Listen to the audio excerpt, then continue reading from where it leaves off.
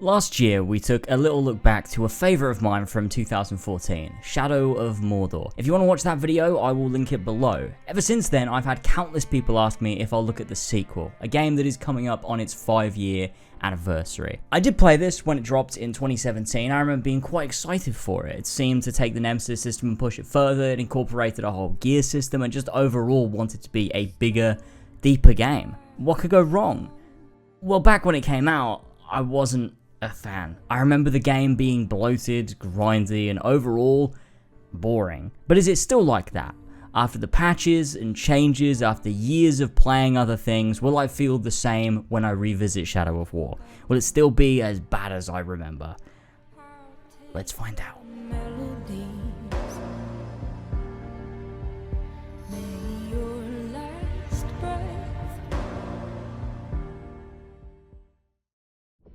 So just like its predecessor, this game is not canon to Lord of the Rings. Whereas Mordor sort of fit comfortably into lore, albeit not canon, War just sort of said, fuck Tolkien, we're writing this thing.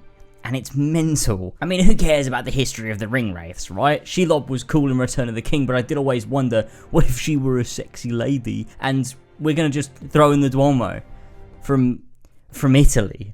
What the fuck is going on? Sure, this game is a Tolkien fan's worst nightmare. It's fan fiction at best, and that's what it was meant to be. So we can't really hate it for that, although I also can't not point it out. This game doesn't try to play around with canon, it sort of just says, fuck canon, which if you're gonna do fan fiction, you might as well go balls to the wall, right? None of these things should really have bearing on how good of a game it is in its own right. And they don't. I do find this game has quite a departure from the tone and visuals of the first game. Whereas Shadow of Mordor was a lot more grim, dark, and gritty, War feels a bit more high fantasy. I feel Mordor itself feels a lot less like Mordor and more like the Shire. That's an exaggeration. I don't remember the Shire looking quite like this. However, I do just feel Mordor in Shadow of War is depicted in less of a heavy and dark atmosphere. It's sort of a bit less harsh, which is all up to personal tastes, but I don't know if that necessarily works for me. The visuals are also not as good. I'm not sure if that's an art style change, but it feels like they went for a more stylistic aesthetic in this game, whereas Mordor was a tad more realistic. That being said, it still looks really impressive on PC running at 4K 60. The animations are smooth, more varied, gruesome. They still managed to make general gameplay feel and look impactful, which was a big lure of the original game. Now this game starts us off right where Mordor ended, and if you watch my Mordor video, that probably isn't a clear indication of anything because Mordor ends in a confusing way to say the least. Basically, it's summarized as we need to stop Sauron, Sauron's bad, and if we're gonna face off against him, then we need a ring of power. A ring that gives us all the powers we already had anyway. It doesn't really change much, but that should give us the upper hand in a fight against him. Spoiler alert, Talia never fights Sauron anyway, and spoiler alert, when Tauriel does, the ring doesn't help much either, so they made my efforts through the whole game feel well placed. The story of Mordor was understated. It was low-key, it was a small part of the game. Mordor didn't try to be anything special in the narrative department. It existed as a way to get the game moving, to give Talion a reason to do things and allow the real stage of the game to be set. The Nemesis system. War, however, does try to be more. War tries to tell an epic tale, it tries to go big, and I think that's to the game's detriment. Shadow of War tackles 6 major story arcs that play out alongside one another. It's sort of up to you which to go for and in which order as you unlock more regions to explore. You have Shelob, Gondor, Eltariel, Canaan, Bruise, and Siege quests, all of which are completely disconnected from one another, but also require completion to actually finish the game. The opening of the game does a decent job at setting the stage. It explains the Nemesis system, it explains your goals to raise an army to take down Sauron, and it funnels you through events quite nicely. But once you're let loose, once Minas Ithil falls and becomes Minas Morgul, that's when the game just dissolves, in my opinion. None of these stories are of any consequence to each other, and most have nothing to do with your main goals. The siege missions are really the only important ones because they're about raising an army within Mordor, taking down captains and war chiefs and overlords in order to take the fight to Sauron, and hopefully beat him. Heading into the woods to help Canaan fight a Balrog and some kind of necromancer reviving dead orcs is just... it just feels like filler. The story they're telling there isn't compelling, it's just random things happening to pad the game out. The Gondorian Resistance arc is maybe the most boring. There's like a side arc with a few recurring characters, Baranor and Idril. You help them out a bit and then they're gone and you never see them again. It feels like they wanted to tell a story this time around, but they lacked any sort of direction for that story, and so you end up just doing random tasks for random characters with seemingly no service to the main story. Yes, you could easily argue the Kanan questline has you stopping a sect of Sauron's army from reviving the Balrog, so it makes sense that you want to put a stop to it, and yes, the Gondorian arc has you saving soldiers and helping them within Mordor, something Talion would want to do. I'm not arguing it doesn't necessarily make sense, I'm arguing it's really boring and isn't directly in service to the main plot. It's side things that, while yes, it makes sense for Talion not to ignore, you could have just not written it to exist in the first place. Then Talion wouldn't need to bother because it wouldn't exist. You see what I'm getting at here? Sure, it all makes sense, but it existing does nothing other than pad out the story with fluff, and that's my main issue. The only story quests I did actually find useful and of value were the Tauriel ones. Hunting down the Ringwraiths was actually fun, fighting them and learning more about their past, even if the past was wrong and not canon at all. It was still rewarding in the context of the game itself. Maybe not Lord of the Rings though. Other characters we meet include Shelob. Like I said, she's a woman now, rarely a spider, I don't know why. And of the characters I haven't mentioned yet, they're all pretty much orcs. The two main ones being Bruise and the Ratbag. Bruise acts as a pop-up tutorial for the first quarter of the game. How you going, boss? Well, so you're expanding already? Beauty. You know what you should do? Is make that bloke your bodyguard. I think he's meant to be funny. He's Australian and his name is Bruise. Like, Bruce. Yeah, no, it's not funny, it's annoying. When he turns on you, it felt good because then I could take him down, which to be fair, I didn't do. After shaming him, I found him again, recruited him, made him an overlord. He was still mentally deranged, but I don't know, it was like a bitter poetic irony, or I don't know, a phrase that actually makes sense to describe that situation. Ratbag is...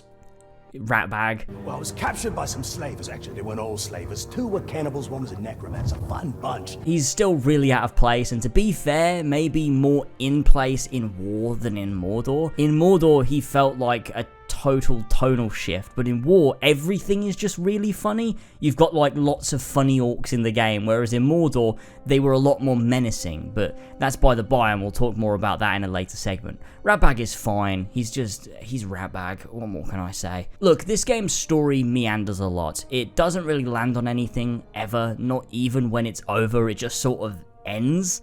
Look, let me explain. The game has you going around doing these different things. You're helping Bruise, you're taking over forts, you're fighting Ringwraiths, you're helping Kanan stop, I don't know, and so on and so forth. Then suddenly, you've got enough forts, you can just rock up to Sauron's house and petrol bomb him or whatever they're gonna do.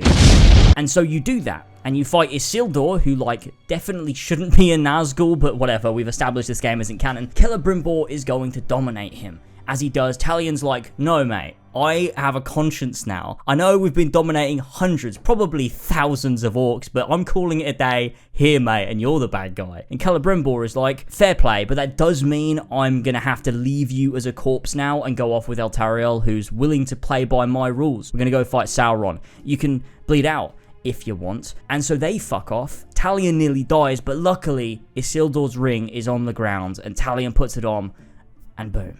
Nazgul Talion. Now for some reason, this begins the Shadow Games. Sorry, the Shadow Wars.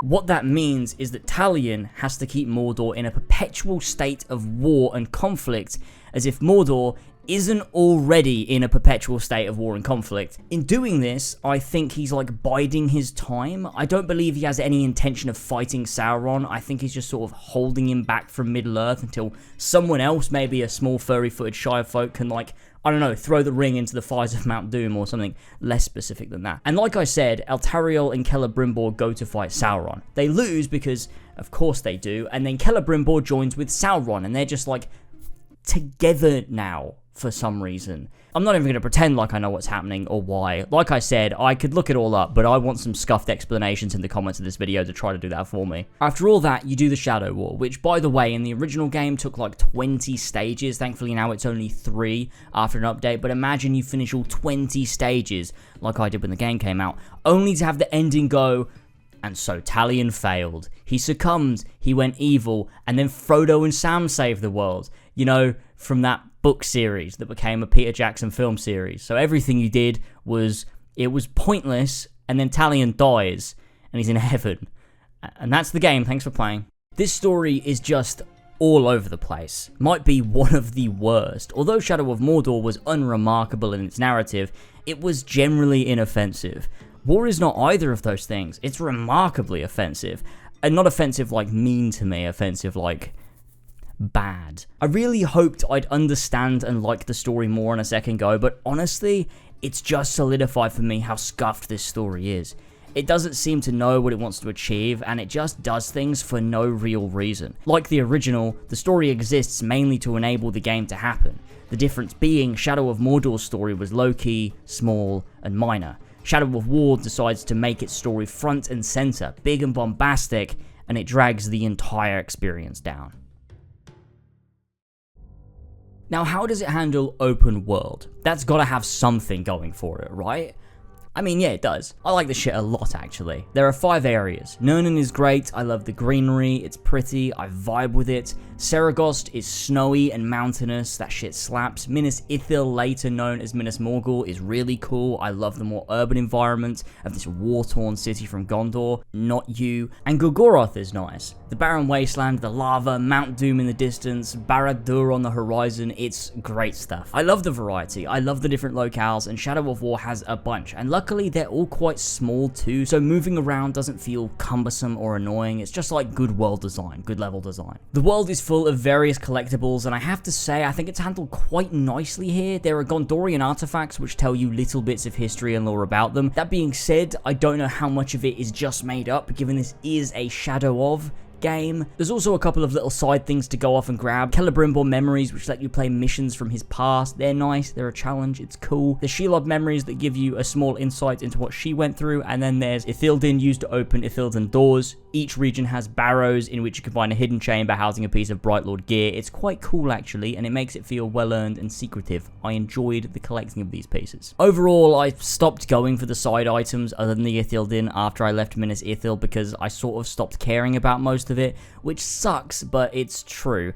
Not to say it's necessarily poor content, it just didn't interest me to go out of my way to do, especially when the main story was a lot to do anyway. Navigating the regions feels easy and enjoyable. Using Elven Step or one of the few mounts, this game even introduced Drake so you can fly over these regions when you unlock the ability, and it's satisfying as fuck. I do love this shit. I think similarly to Shadow of Mordor, this game is probably rough if you're a completionist, as there's a lot of mindless stuff to collect, although it's not too over the top and has a lot of story meaning, so it tries, and that goes a long way.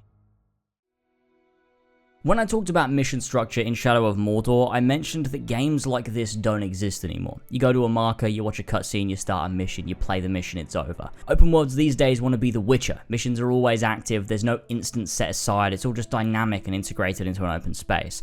And whilst I do agree with what I said there, Shadow of War is just, I don't know, it's different. I think Shadow of Mordor used its main missions to play into gameplay that they knew was engaging. It either turned a Nemesis mission into a set piece, or you had to stealth an environment on your own. Everything felt quite unique.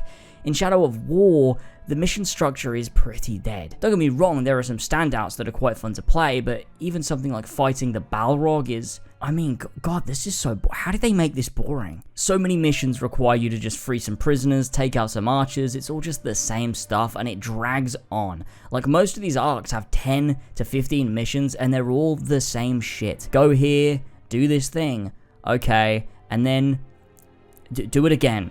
Go on, you fucking monkey. Stealth kill 5 archers. Go on. I bet you won't turn off your console and play something better.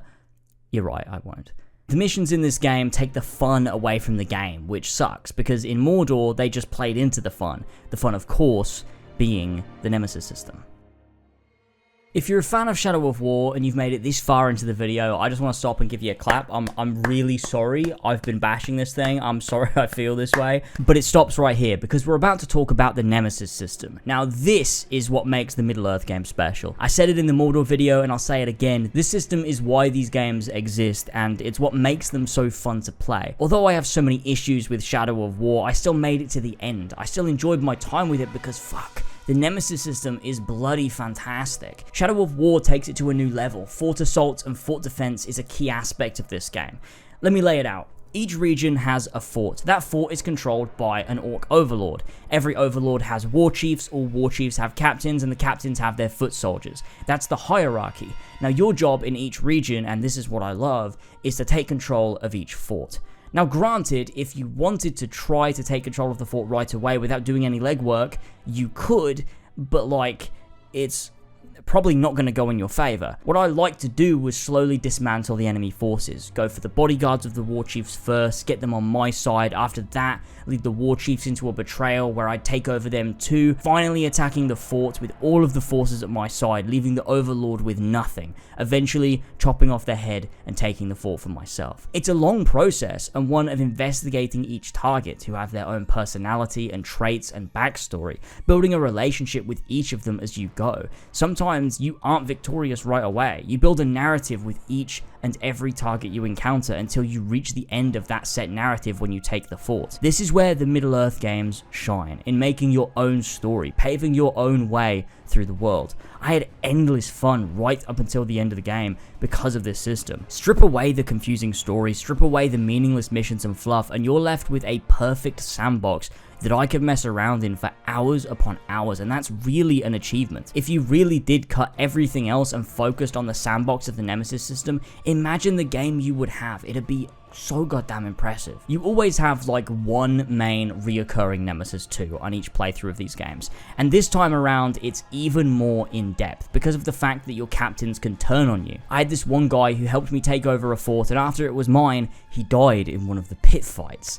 I thought he was dead, but then later on he came back seeking revenge. From that point on, it was a bit of a back and forth. I'd track him down, he'd track me down. We had a few fights here and there with him fleeing or me fleeing. I thought he was gone for a while until right at the end of the game, on the bridge to Barad-dûr, he showed up one last time. It's shit like this that makes the Nemesis system so damn engaging, and Shadow of War just takes it to a totally new level. Sure, the orcs can sometimes be funny, there's really odd archetypes and sometimes they're Australian or really Cockney. It's like the orcs can just be jokes sometimes, but Lord of the Rings aside for a minute, in of itself, it works. In the context of the game they've built, it works and it all feels natural. I don't think I ever encountered the same orc twice. It's quite a feat when you're fighting so many different enemies that they're all unique. Somehow they did it. To speak of how good the system was, I even played the optional DLC region because I enjoyed the process of taking over the forts that much. Does this make up for all the shit I talked about in the other segments? Probably not, but boy, I love the Nemesis system. After talking about all the different systems, the story, etc., let's talk about how it feels to play and how that holds up. And honestly, it's very similar to Shadow of Mordor. Sometimes running and walking can feel a tad unresponsive, but I think it's a bit better in that regard here. Maybe only slightly. Overall though, it's wonderful to play. Combat is mostly the same as the first game. It's very similar to Arkham, the free flow, the combo meter, the execution kills. Okay, maybe that's not Batman. You know what I mean. Fighting large groups of enemies is satisfying, and it only becomes better the more abilities you have unlocked. Stringing together your moves, utilizing your unique abilities, and avoiding specific attacks from certain archetypes keeps you on your toes. I did find there were ways to sort of break the system, either by using flurries to build your might meter quicker, or quickly hiding away to stealth kill an enemy over and over and over again, but if you play it properly, it's fun as hell. I still do believe that Shadow of Mordor and War probably have the best swordplay systems in video games. The power fantasy of taking on hordes of orcs, chopping their limbs to pieces, dodging at the right time, using execution moves, it all just adds to this power fantasy, and it's really superbly balanced for the most part. I did say this in my Mordor video, but this game does falter in its boss fights. Take Sauron for example. It's pretty much just zip to him, build might, execute, rinse and repeat. Same with pretty much all bosses. They're maybe a touch better than Mordor, but not all that special, which is weird when the combat system is so strong, and the Arkham series has such great boss fights usually. This is a combat system that is pretty much perfected to be pure fun. It never seems to get old no matter how many fights you get into, and with your health drained so quickly by attacks, it really is a challenge to keep yourself alive while doing as much damage as possible. I really think franchises like Assassin's Creed could learn a thing or two from this. You're agile, you're fast, you're lethal as hell, but you're easily broken. A glass cannon is a term I've heard used, and it's very applicable here. Stealth is yet another core pillar of the gameplay. I think it's almost very improved in this game. I like all the abilities geared towards stealth, but mainly the environments allow for it a lot more. Navigating through a fort to take down enemies and make your way to the war chief is engaging. Sure, there's that same issue the first game had.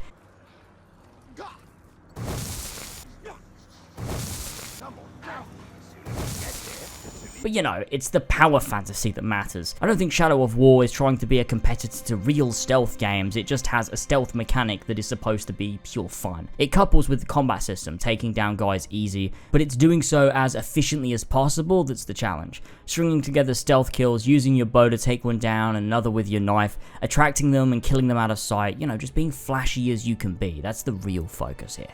Shadow of War added a gear system, and first time I played, I was pretty on the whole thing. Tons of different gear, whatever, but I actually think it's integrated really well this time I played. Let me explain why.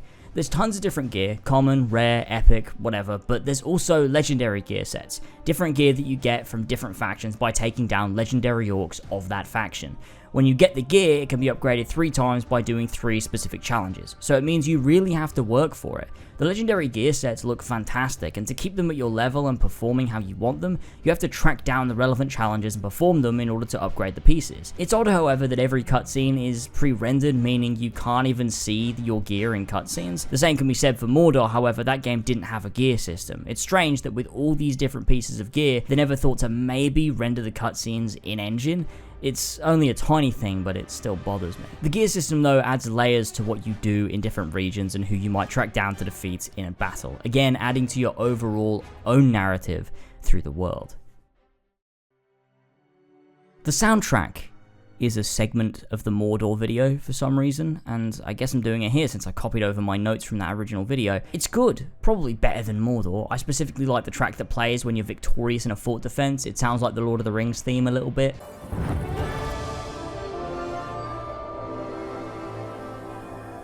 Sort of, right?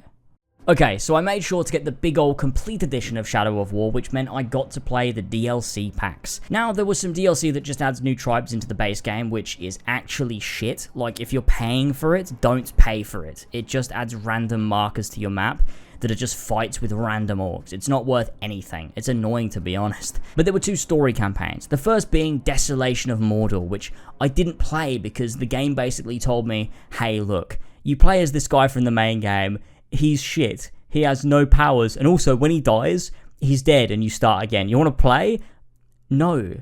That sounds horrible. No thank you. But I did play the Blade of Galadriel DLC, which, people told me was the one worth giving a go, and I thought, yeah, fine, sure, I'll try it. It's just like a few fort assaults that take place during the Shadow Wars. The Nemesis system is boring here because it's fort assaults, but without any of the fun of raising an army or creating actual relationships. It reminds me a lot of the Bright Lord DLC from the first game, just like pretty dead overall. The funny part is this DLC ends the same way they ended the main game. Suddenly a voiceover goes, and so Tauriel just like spent some years fighting darkness, and then Sam and Frodo threw the ring into Mount Doom and saved the world. But this time they add that Celebrimbor was freed from Sauron because, remember, they joined the merge together? Well, he's free now, and so Tauriel is like, shit, I'm gonna go find him. And it puts you back into gameplay, and I was like, oh, okay, one more mission to wrap things up, and the game is like, no. It's over, that's it, we're not wrapping it up. You'll never know what happened next, fuck you. And so, yeah, that's the DLC. Amazing work, Monolith, you absolutely nailed it, guys. So, was Middle-earth Shadow of War as bad as I remember it being? I think in some ways, yes, it was maybe worse, especially when you're talking about the story and that whole structuring, the boring mission design, etc. But when you think towards the Nemesis system, then no, it was actually a lot better than I remember. Shadow of War is a confused game with a lot of fluff, but underneath it all, it has a gameplay system that holds everything together in the most amazing way. Sure, they focus more on a story that's convoluted as hell. Sure, they push on you a lot of main missions that aren't even very fun. But when you strip away all of those things holding the game back, you're left with something incredibly fun, rewarding, and satisfying. I honestly think it's a shame that there are so many things holding it back, because without them, it's a game well worth your time to play. However, as it stands, Shadow of Mordor is simply the better entry.